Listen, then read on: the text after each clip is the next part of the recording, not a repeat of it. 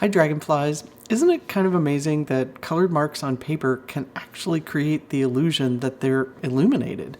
It's winter here in the northern hemisphere, so I've been getting questions about lights at night, like the moon, streetlights, or candles, but the technique I'll show you could also apply to many daytime scenes, anything that includes a bright light or bright reflection. I'm going to show you this technique in the context of a simple little painting that you can do if you're a complete beginner. If you're more experienced, you can just use this as an exercise to try out the ideas and then take them into your own designs. So when we look at an object that's quite bright compared to its surroundings, we often have the impression of a soft-edged glow or glare around the object. And watercolor is great for creating soft edges, but sometimes it's hard to have a soft-edged area that has a particular shape and get the edges all softened evenly and fast enough before they start drying. So for example, in the case of a design like this, we want a roughly circular shape around those candle flames. Now, normally to soften an edge, what we would do is take a damp brush and work our way around, softening that edge. And I find it a challenge to keep the correct angle as I go around the circle and get all the way around before the edge starts drying. So I'm going to show you a different method for softening an edge like this that's around a particular shape. So first I need to indicate where that shape's going to be. I need a road map. I don't really want to take a pencil and draw that circle because this is going to be a very light area and I don't want to see a pencil line going around my candle flame. So I'm going to use a circular object like a jar lid to keep one area dry and wet the rest of the paper to drop in color, and then we'll soften the edge of that dry area. If the soft edge shape you're making isn't as simple as a circle, you can cut it out of a piece of watercolor paper and use that to protect your area that you want to keep dry. As far as colors, I'm going to use some sort of yellow for my candle flame and the first part of the glow around it. But then you can use any color you like because this candle could be sitting on a mantelpiece against any color wall.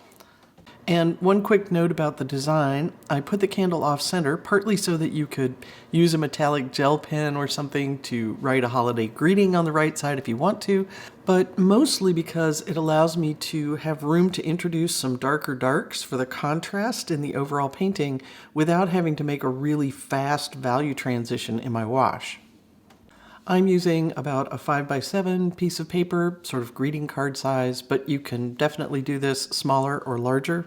And I'm just going to use a piece of 1-inch masking tape with the top torn at kind of a slant to mask off my candle. And now I'll fill my brush with a light yellow wash and make my candle flame with a brush mark. And now while that brush mark is still wet, I'm going to paint my wick and let it actually connect to the bottom so that it gets a little fuzzy in there right where it connects to the candle flame. And now I'm going to get that completely dry before I do the next step so that I don't mess it up when I put my jar lid down on top of it. Now I'll put my jar lid on top of my candle flame, spray water all around it, and you could also just use a brush for this, or you could use a brush to make sure you've coaxed the water all the way up to the edge. And now I'm going to drop in my yellow, and I'm trying not to paint all the way up to the edge. I'm going to let the water move the paint into that circle instead of trying to do it with my brush. Now, the next thing we want to do is soften that edge, but it's a bit hard to see what's happening with the yellow color. So I'm going to grab another piece of paper and repeat this step with a bluish color on the outside so there's a little more contrast. So I've sprayed, I've used my brush to wet around my circle. I'm going to drop in a bluish color that shows up better on the video. As you can see, it's not completely even. I'm working kind of quickly so I can get the color dropped in all the way around before the edge starts to dry. But instead of using a brush to soften this edge in the usual way, I'm going to use a natural sponge. I'm going to dip it in some clear water and get it wet. And then I'm going to blot it dry on a cloth to make sure that it's just damp. There's no water dripping, and if I squeeze it, no water comes out. And I'm going to just use this to tap along the edge. And I want to check it often because I'll probably pick up a little color and I don't want to just smear that around. I want to really just add a little dampness to the paper right next to that edge to allow the color to migrate softly into my circle without losing that circular shape. I'm kind of pinching the sponge so that it's just a little narrow section that I'm using to tap with. And it's critical that my sponge be just barely damp. If I'm squeezing out excess water onto the page, I might create a bloom. So it might take a little practice to figure out how damp that sponge should feel. If you don't have a natural sponge, you can try this with a kitchen sponge. I find that a little harder, but it does work. Or a makeup sponge works really well. And this isn't restricted to just a situation where we're negative painting some glow around a light. You can use this for softening edges in other situations too. But if you're going to do this alongside an area that will already have some color instead of being white paper, you might want to make your first washes with staining colors and be sure they're thoroughly dry so that when you use the sponge to soften your edge, you don't lift some of your earlier color. Okay, so rejoining our earlier painting in progress, we dropped in our yellow. Now we're going to soften that edge with the sponge and then grab our brush and finish painting the rest of our yellow wash. Now I'm going to get that layer completely dry, and then I'm just going to repeat the same process with a little bit bigger jar lid for my green wash. You could do all this in one wash if you wanted to. This just makes it a little bit easier to control how that graduated wash turns out. I find it hard to talk and paint at the same time, so this is just a way to break it up for me for making the video, or for those of you who are maybe a little bit new to watercolor.